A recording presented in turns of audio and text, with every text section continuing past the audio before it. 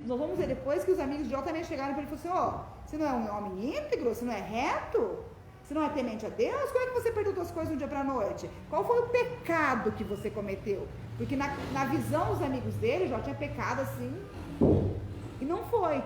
Foi permissão de Deus para provar para Satanás que Jó o amava incondicionalmente, independente do que Deus podia dar para ele.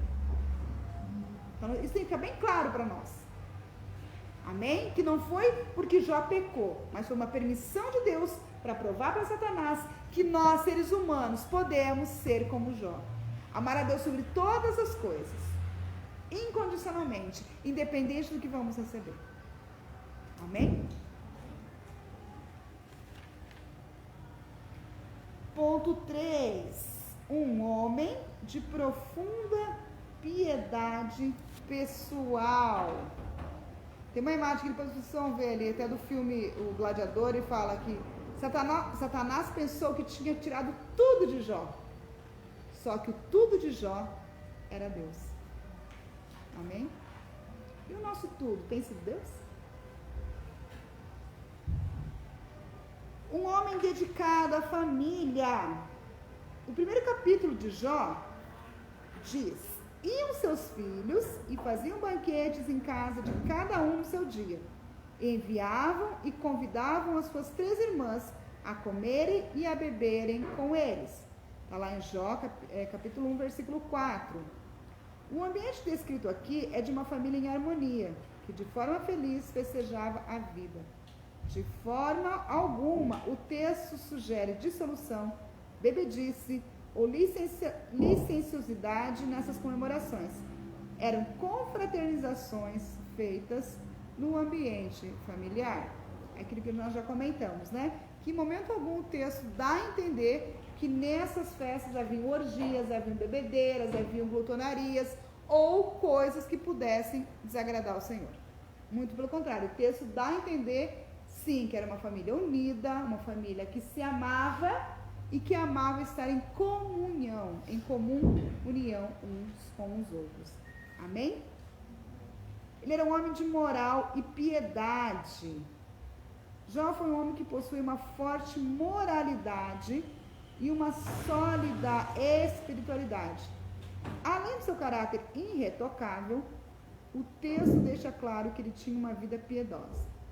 Essa piedade está presente não apenas nos primeiros capítulos, mas em todo o livro.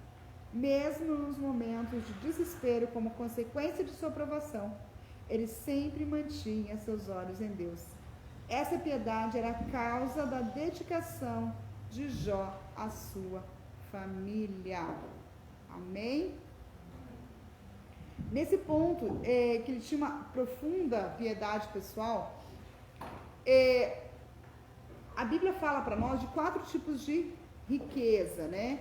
Então, ele era rico. O primeiro nível de riqueza que Jó possuía ali, em hebraico, é chamado de zerut, significa honra.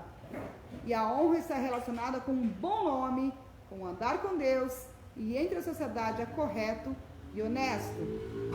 O segundo nível de prosperidade chama-se lishna, que é riqueza inegociável. No caso aqui é a família. Nós já comentamos que quem tinha uma família no mundo antigo era considerado próspero. E a Bíblia fala que Jó tinha 10 filhos. 7 filhos homens e 3 filhas mulheres. Terceiro nível, em grego, é chamado de sécula. São tesouros no céu. São as boas obras que nós praticamos para com Deus. Obra de amor, de fé, de justiça e de compaixão. E por último, é o dinheiro, que é o kel, são os bens materiais. Então, olha só, primeiro nível, zerut, honra.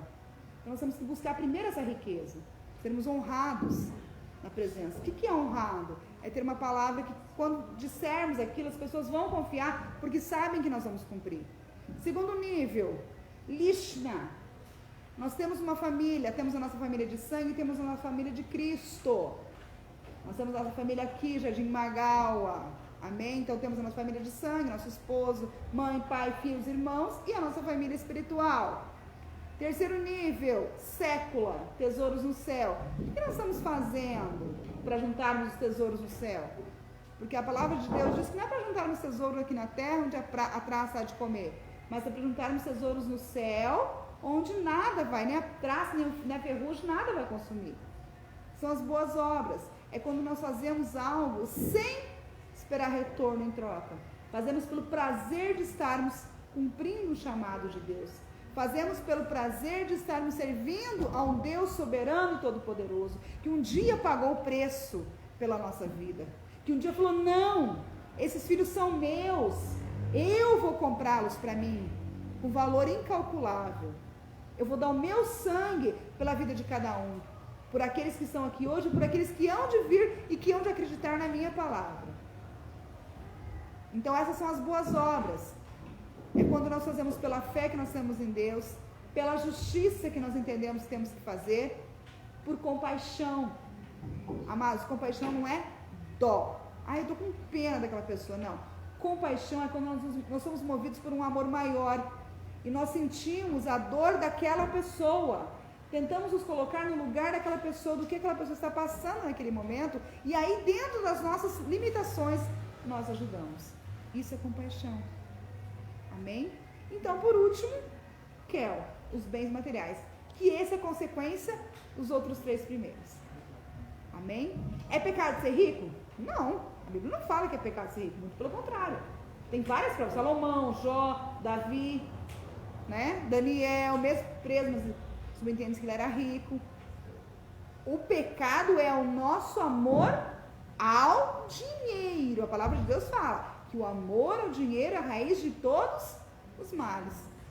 Porque a partir do momento que colocamos alguma coisa acima de Deus nas nossas vidas, passa a ser idolatria. Se nós passamos a confiar mais no dinheiro que nós recebemos no final do mês do que no Deus que provém esse emprego e esse dinheiro, estamos idolatrando o dinheiro. Se nós passamos a confiar mais na nossa capacidade humana do que no Deus que nos capacita, estamos idolatrando. Se nós passamos a confiar mais no meu vizinho, no meu parceiro, na outra pessoa, do que em Deus que colocou aquela pessoa para nos auxiliar, estamos idolatrando. E Jó não fazia isso. Jó confiava única e exclusivamente no Senhor. Amém? Por isso que ele era um homem íntegro, piedoso, um homem de moral. E ele era um homem de vida consagrada. Amém? Ponto 3 aqui. A piedade de Jó está evidente no cuidado espiritual que ele tinha com os filhos. Jó sempre orava por eles. Sucedia, pois, que tendo decorrido o turno de dias de seus banquetes, enviava Jó e o santificava, e se levantava de madrugada, oferecia holocausto segundo o número de todos eles. Porque dizia Jó, porventura pecaram meus filhos e blasfemaram de Deus o seu coração. Assim eu fazia Jó continuamente, ou seja, sempre. Como sacerdote do seu lar, Jó cumpriu o ritual do culto em favor da sua família. O levantar cedo ou de madrugada, como expressão idiomática do hebraico bíblico, é uma forma de enfatizar a piedade de Jó. Essa devoção é demonstrada pela consagração vivida por ele. O texto diz que ele santificava. O vocábulo português santificava traduz o termo hebraico kadash, que possui o sentido de ser separado ou consagrado. Uma pessoa que é consagrada é uma pessoa que ora. Uma pessoa que ora é uma pessoa consagrada. Portanto, à luz da vida de Jó, somos instados a viver uma vida consagrada diante de Deus e dos homens. Amém? Na primeira lição, nós vimos que Jó viveu na época dos patriarcas. O que era a época dos patriarcas? Onde o pai era o responsável pela vida espiritual e mantenedor da sua família. O pai era tido como sacerdote do lar mesmo. E hoje, infelizmente, algumas famílias têm perdido essa essência. Nós estamos vivendo hoje a época do antropocentrismo. O que é antropocentrismo? Onde nós nos consideramos o centro e não Deus. E esse sentimento tem tomado conta da sociedade e de muitas pessoas. E muitas pessoas, inclusive dentro da igreja, têm confundido achando que poder aquisitivo é a mesma coisa que a autoridade espiritual. E Jó sabia que não era isso. Ele entendia que era diferente. Infelizmente, muitos membros que às vezes estão na igreja acham que porque tem um dízimo bom, porque ganha muito bem, porque tem uma oferta boa, tem autoridade espiritual e não respeita os seus líderes, não respeita os seus pastores, não respeita aqueles que estão acima deles na hierarquia espiritual da ordem da igreja. Amém? E são enganados, porque a gente não pode confundir riquezas financeiras com autoridade espiritual. A pessoa pode ser milionária e o pastor um homem simples, sem recursos. Mas a autoridade espiritual está sobre a vida do pastor. E todos os demais devem obedecer. Porque se nós não obedecermos, se não respeitarmos, e o pastor decidir não interceder mais pela vida desses que se acham superiores, que se acham melhores, o que acontece? A vida de quem pensa assim, se o pastor deixar de interceder, se os líderes deixarem de interceder, vão se andar na mão de Satanás. E daí? Por que Jó resistiu? Porque Satanás tentou se andar na vida dele, mas como o coração dele estava voltado para o Senhor, ele perdeu tudo, do dia para a noite. Imagina você ser milionário, dorme rico e acorda pobre. Na época do qual aconteceu com isso. Muita gente dormiu com milhões na poupança, acordou sem nada. Quantos não tiraram a própria vida? Quantas e quantas pessoas influentes não se mataram? Porque o amor deles, a confiança deles estava no quê? No dinheiro. Mas Jó não era assim.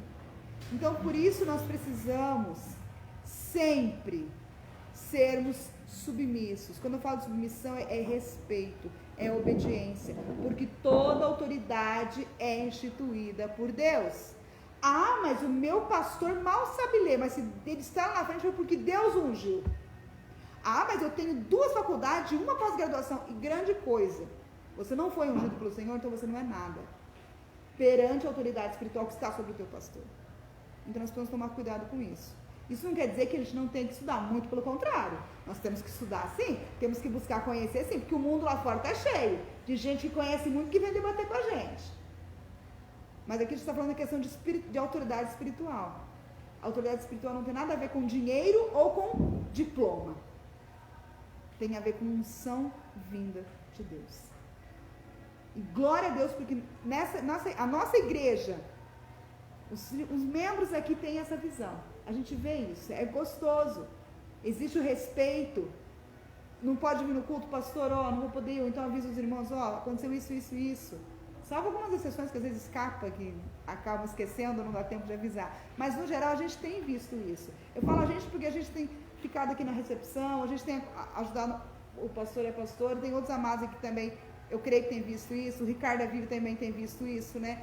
Que a gente acompanha um pouquinho mais de perto. A gente tem visto que os irmãos têm respeitado o pastor e a pastora, porque eles foram ungidos por Deus, eles foram escolhidos aqui. Glória a Deus por isso. E que a gente continue crescendo nesse conhecimento. Que a gente continue crescendo nessa visão. E que as ovelhas que chegarem agora sejam educadas para seguir na mesma visão. Porque essa é a visão de Deus. Essa é a visão teocêntrica, onde Deus é o centro. Porque se for antropocêntrica, lascou. Porque o ser humano é frio, calculista, egoísta, só pensa em si próprio. Mas quando é teocentrismo, quando Deus é o centro da vida, do cristão, da igreja, da obra, de tudo, da vida secular, do casamento, aí, amados, pode vir a tempestade que for, não derruba. O barco pode balançar, mas ele não vira. Porque o capitão do barco é Jesus. Amém? Amém. Jó teve a ideia, aliás, Jó, só um subsídio teológico para a gente completar. Jó não precisou se isolar para se tornar piedoso. Foi justamente como pai de família, homem de negócios, membros de uma sociedade politicamente organizada, que ele pontificou-se como o melhor ser humano do seu tempo.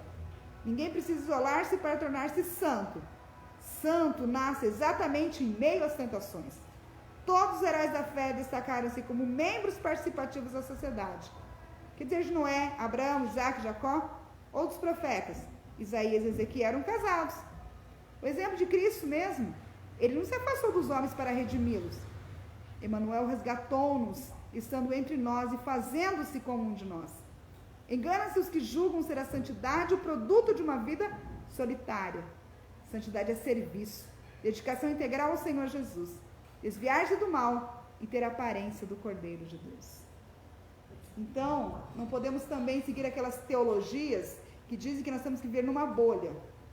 Nós estamos no mundo, mas não somos do mundo. E temos que fazer a diferença no mundo onde nós estamos. E Jó fez a diferença. Amém? Amém. Jó, nós não sabemos qual é a descendência dele, quem eram os pais, mas ele provavelmente conhecia sobre acerca dos mandamentos ou transmitidos por Noé, dos ensinamentos, né? Ele sabia que o casamento foi feito por Deus, Mateus 19:6, que os filhos são herança do Senhor, Salmo 127:3. Por isso que Jó oferecia sempre sacrifícios. Percebemos que Jó sentia o dever de sacrificar-se diante de Deus em favor da sua família. Isso então revela o quanto Jó era piedoso, pois piedade significa sentir dever de amar e agir com misericórdia para com o próximo. Então, só para a gente gravar mesmo, a piedade significa sentir dever de amar e agir com misericórdia para com o próximo. Amém? Para concluirmos então, bom, antes, né? Até aqui tranquilo, tá todo mundo quietinho, ninguém perguntou nada, ninguém falou nada. Alguma dúvida, alguma pergunta? Nossa, nem o Ricardo hoje me Está falou. bem explicado. Obrigada. Cercado. Deus abençoe. É, né? Glória a Deus. Então, destacamos 3 aspectos importantes acerca da vida de Jó: caráter, prosperidade e piedade.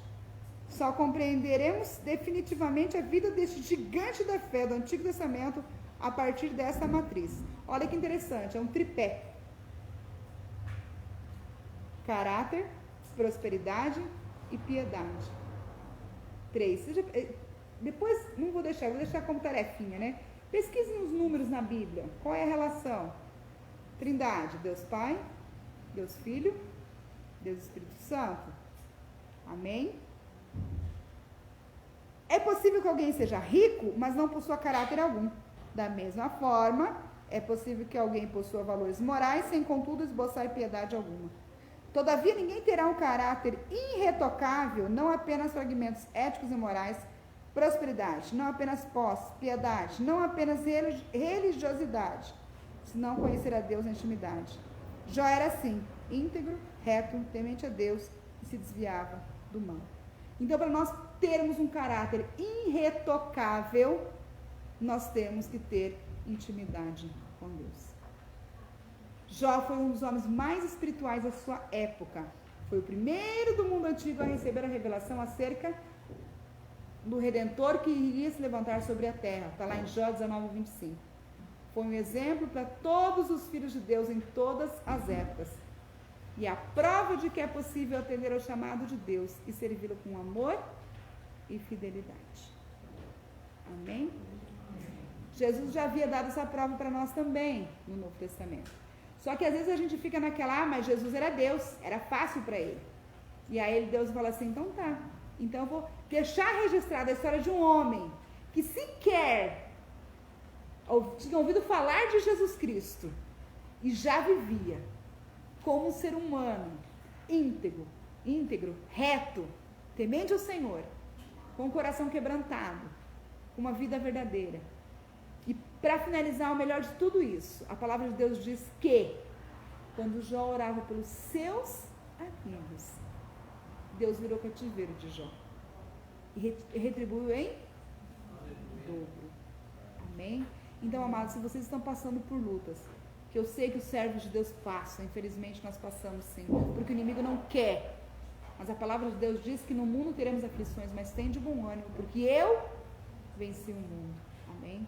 Vamos lembrar de Jó. Vou trazer só uma curiosidade aqui. Sabe por que Jó entrou, a palavra fala que entrou num buraco, numa caverna? Porque quem pega a lepra naquela época, hoje não, porque graças a Deus a lepra, a ranceníase tem cura, é mais fácil de detectar. Mas naquela época não. O corpo ia apodrecendo em primeiras partes da cartilagem, que tem cartilagem, orelha, nariz e lábios. Por isso que os leprosos eram colocados para fora da cidade. Um dos motivos era o mau cheiro, que fedia carniça o tempo todo. O hálito da pessoa fica horrível, com cheiro ruim. Tá? E um dos motivos de ficarem também afastados é que quando ele morria, a pessoa morria com lepra, dava essa impressão que ela morria sorrindo, porque ela não tinha os lábios. Então diz que era muito desesperador para a família ver a situação daquele ente querido morrendo daquele jeito. Então um dos motivos, além de ser contagioso, né? Então ficava afastado. E Jó entrou no buraco por quê? Porque os estudiosos acreditam que tinha vento que passava, e esse vento levava o cheiro dele a quilômetros. E para que os seus amigos e seus familiares não sentissem aquele mau cheiro, ele entrou então no buraco. Ele jogava cinza no seu corpo para amenizar das feridas. Porque diz que a coceira era tanto, a dor era tão intensa, que a cinza diz que amenizava e abafava um pouco do cheiro. Por isso então que ele entrou no buraco. Pensa bem, eu estava conversando com o Ricardo no comecinho, né? De estudar esses detalhezinhos que não tem como, não tem necessidade de colocar na Bíblia, mas quando a gente passa a estudar, é igual a questão de Jesus Cristo. Quando fala que ele pediu água e ofereceram uma esponja com fel e vinagre. Até aí é uma esponja com fel e vinagre. Vocês sabem de onde veio essa esponja? Para que era usada essa esponja? Já comentei aqui, né? Mas para quem não sabe, só para a gente relembrar, no Império Romano os banheiros eram a céu aberto, era um quadrado com os buracos, e era até um momento de conversa entre quem ia usar o banheiro.